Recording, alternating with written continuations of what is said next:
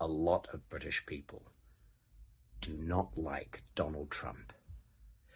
And I think that English writer Nate White put it best when he said, and I quote, "A few things spring to mind.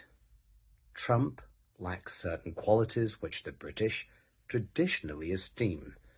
For instance, he has no class, no charm, no coolness, no credibility, no compassion, no wit, no warmth, no wisdom, no subtlety, no sensitivity, no self-awareness, no humility, no honor, and no grace.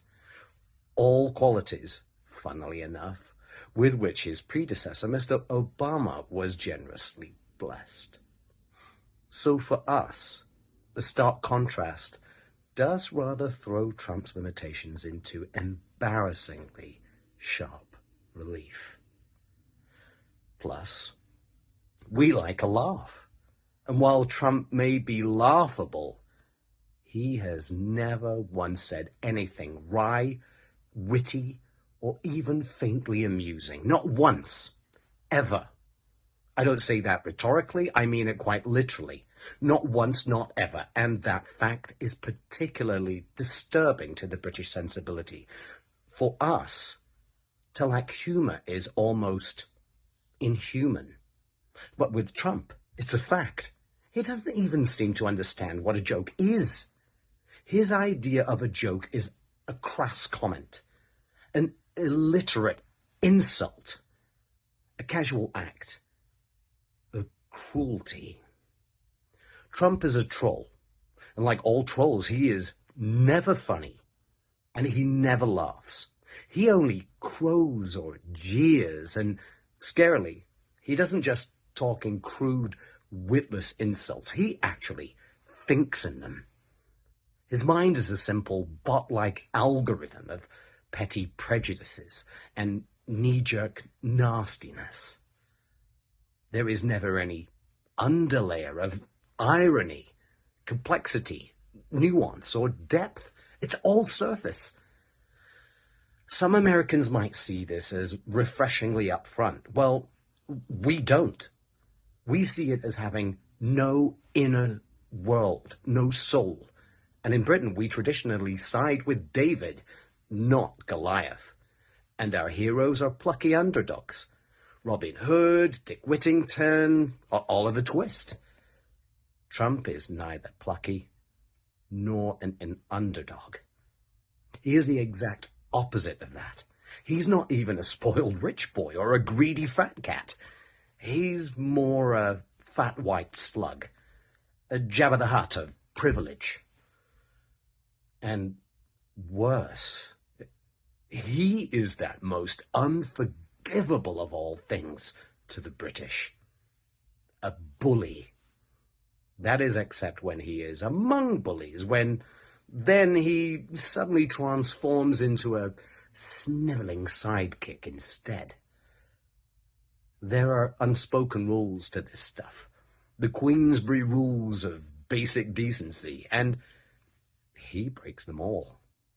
He punches downwards, which a gentleman could never do. And every blow he aims is below the belt. He particularly likes to kick the vulnerable or voiceless, and he kicks them when they're down.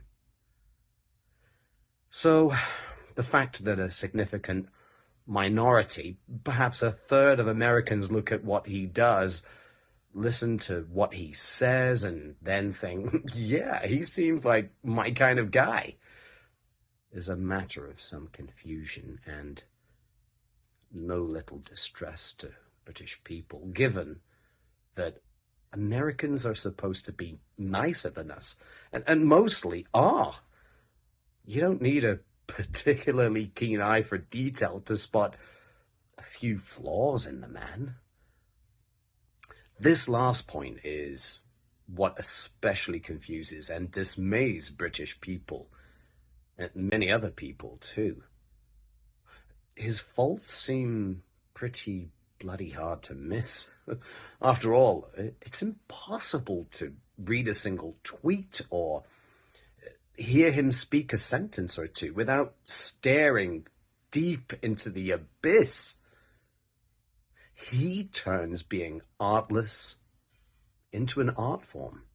He is a Picasso of pettiness, a Shakespeare of shit.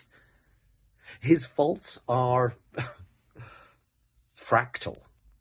Even his flaws have flaws, and so on and ad infinitum.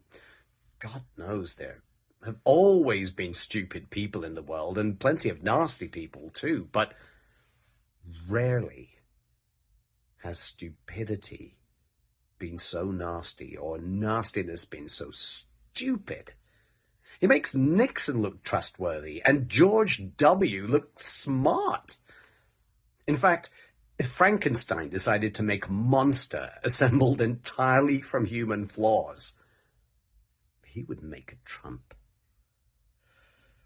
And a remorseful Dr. Frankenstein would clutch out big clumpfuls of hair and scream in anguish, "My God, what have I created?" If being a twat was a TV show, Trump would be the boxed set. That was Nate White. I think he hit the nail on the head.